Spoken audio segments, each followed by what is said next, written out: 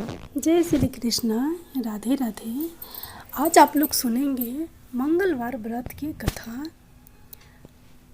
एक समय की बात है, एक ब्राह्मण दंपति की कोई संतान नहीं थी, जिस कारण वह बेहद दुखी थे।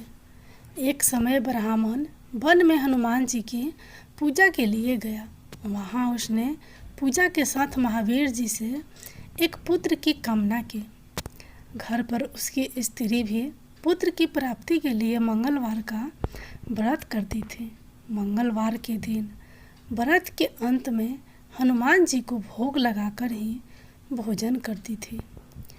एक बार व्रत के दिन ब्राह्मणी ना भोजन बना पाई और ना ही हनुमान जी का भोग लगा सकी।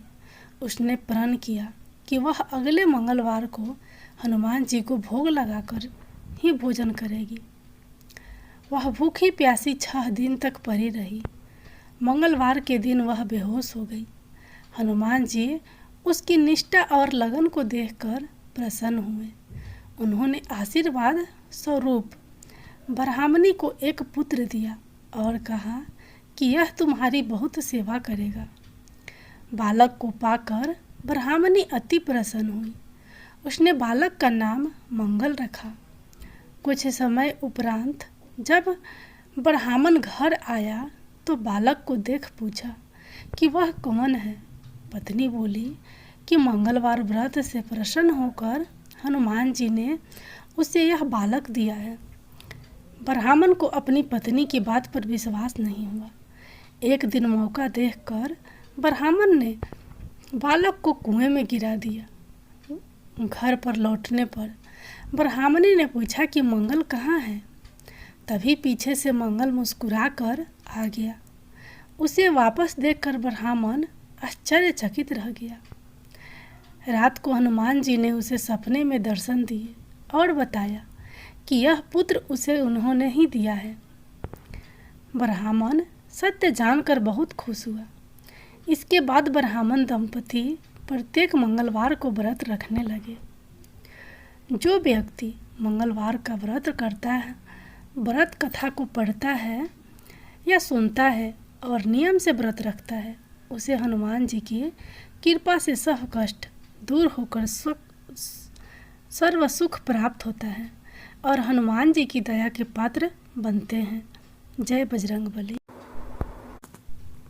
अब आप लोग सुनिए हनुमान जी सुग्रीव आदि वानरों के साथ ऋष्यमुख पर्वत की एक बहुत ऊंची चोटी पर बैठे हुए थे।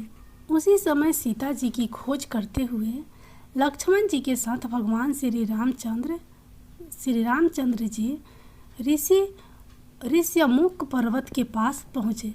ऊंची चोटी से वानरों के राजा सुग्रीव ने उन लोगों को देखकर सोचा कि वे बाली के भेजे हुए 2 योद्धा हैं जो उसे मारने के लिए हाथ में धनुष बाण लिए चले आ रहे हैं और बहुत बलवान जान पड़ते हैं। डर से घबराकर उसने हनुमान जी से कहा, हनुमान वह देखो 2 बहुत ही बड़े चले आ रहे हैं। लगता है इन्हें बलि ने मुझे मारने के लिए भेजा है। ये मुझे ही चारों ओर खोज रहे हैं। तुम तुरंत तपस्वी ब्राह्मण का रूप बनाकर इन दोनों योद्धाओं के पास जाओ तथा पता लगाओ कि ये कौन है और यहाँ किस लिए घूम रहे हैं। अगर कोई भय की बात जान पड़े तो मुझे वहीं से संकेत कर देना। मैं तुरंत इस पर्वत को छोड़कर कहीं और भाग जाऊंगा। सुग्रीव को अत्यंत डरा हुआ और घबराया देखकर हनुमान जी तुरंत तपस्वी ब्राह्मण का रूप बनाकर भगवान श्री रामचंद्र और लक्ष्मण जी के पास जा पहुँचे। उन्होंने दोनों भाइयों को माथा झुकाकर प्रणाम करते हुए कहा, प्रभु आप लोग कौन हैं, कहाँ से आए हैं। यहाँ की धरती बड़ी ही कठोर है। आपके पैर बहुत ही कोमल हैं। किस कारण से आप यहाँ घूम रहे हैं। आपकी सुंदरता देखकर तो ऐसा लगता है जैसे आप ब्रह्मा विष्णु महेश में से कोई हो या नर और नारायण नाम के प्रसिद्ध ऋषि हो। आप अपना परिचय देकर हम पर उपकार कीजिए। हनुमान जी के मन को अच्छी लगने वाली बातें सुनकर भगवान श्री रामचंद्र जी ने अपना और लक्ष्मण जी का परिचय देते हुए कहा कि राक्षसों ने सीता जी का हरण कर लिया है। हम उन्हें खोजते हुए चारों ओर घूम रहे हैं। हे ब्राह्मण देव, मेरा नाम राम तथा मेरे भाई का नाम लक्ष्मण है। हम अयोध्या नरेश महाराज दशरथ के पुत्र हैं। अब आप अपना परिचय दीजिए। भगवान श्री रामचंद्र जी की बातें सुनकर हनुमान जी ने जान लिया कि ये स्वयं भगवान ही हैं। बस फिर क्या था, हनुमान जी तुरंत ही उनके चरणों पर गिर पड़े। भगवान श्री राम ने उठकर उन्हें गले से लगा लिया। हनुमान जी ने कहा, प्रभु, आप तो सारे संसार के स्वामी हैं, मुझसे मेरा परिचय क्या पूछते हैं? आपके चरणों की सेवा करने के लिए ही मेरा जन्म हुआ है। अब मुझे अपने परम पवित्र चरणों के स्थान दीजिए। भगवान श्री राम ने प्रसन्न होकर उनके मस्तक पर अपना हाथ रख दिया। हनुमान जी ने उत्साह और प्रसन्नता से भरकर दोनों भाइयों को उठाकर कंधे पर बैठा लिया। सुग्रीव ने हनुमान जी से कहा था कि भय की कोई बात होगी तो मुझे वहीं से संकेत करना। हनुमान जी ने राम लक्ष्मण को कंधे पर बिठाया। यही सुग्रीव के लिए संकेत था कि इनसे कोई भय नहीं है। उन्हें कंधे पर बिठाए हुए ही वह सुग्रीव के पास आए। उनसे सुग्रीव का परिचय कराया। भगवान श्री राम ने सुग्रीव के दुख और कष्ट की सारी बातें जानी, उसे अपना मित्र बनाया और दुष्ट बलि को मारकर सुग्रीव को किसी कंधा का राजा बना दिया। इस प्रकार हनुमान जी की सहायता से सुग्रीव का सारा दुख दूर हो गया। बजरंगबली की जय। अब आप लोग सुनिए, हनुमान जी को सिंदूर क्यों चढ़ाया जाता है। ज्योतिष के अनुसार हनुमान जी को सिंदूर चढ़ाने को विशेष रूप से महत्वपूर्ण बताया गया है। ऐसी मान्यता है कि हनुमान जी को नारंगी सिंदूर चढ़ाने से भक्तों की समस्त मनोकामनाएं पूर्ण होती हैं और उनकी भक्ति का पूर्ण फल मिलता है।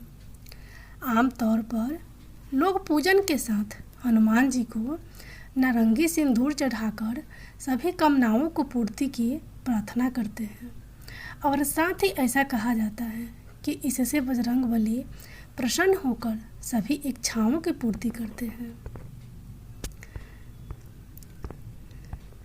पौराणिक कथा के अनुसार लंका से लौटने के बाद एक दिन जब माता सीता अपनी मांग में सिंदूर भर रही थी, उस समयत भी हनुमान जी ने उनसे इसका कारण पूछा।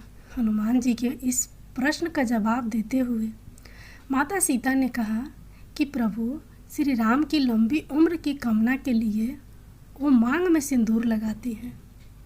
माता सीता की यह बात सुनकर हनुमान जी ने सोचा कि अगर थोड़ा सा सिंदूर लगाने से प्रभु को इतना लाभ है तो पूरे शरीर पर सिंदूर लगाने से प्रभु श्री राम अमर हो जाएंगे। उस दिन से हनुमान जी ने अपने शरीर में सिंदूर का लेप लगाना शुरू कर दिया। उसी समय से हनुमान जी को सिंदूर चढ़ाने की प्रथा भी प्रचलित हो गई। सिंदूर मुख्य रूप से दो तरह के होते हैं, लाल और नारंगी। ऐसी मान्यता है कि हनुमान जी को नारंगी सिंदूर ही लगाना चाहिए। दरअसल लाल सिंदूर श्रृंगार और विवाह का प्रतीक माना जाता है और नारंगी सिंदूर समर्पण को दर्शाता है। चूँकि हनुमान जी बाल ब्रह्मचारी हैं, इसलिए उन्हें लाल नहीं बल्कि नारंगी सिंदूर लगाने की सलाह दी जाती है। मान्यता है कि हनुमान जी में लाल सिंदूर चढ़ाने से वैवाहिक जीवन का सुख सौभाग्य और जल्दी विवाह के योग जैसे लाभ मिलते हैं। वहीं उनके शरीर पर नारंगी सिंदूर का लेप करने से अध्यात्म की प्राप्ति होती है और हनुमान जी की कृपा मिलती है। नारंगी सिंदूर का लेप करने से हनुमान जी के साथ श्री राम का भी आशीर्वाद प्राप्त होता है। सभी तरह के भय और रोग से मुक्ति मिलती है। ज्योतिष शास्त्र के अनुसार हनुमान जी को लगाया हुआ सिंदूर घर पर जरूर लाना चाहिए और खुद भी तिलक की तरह लगाना चाहिए।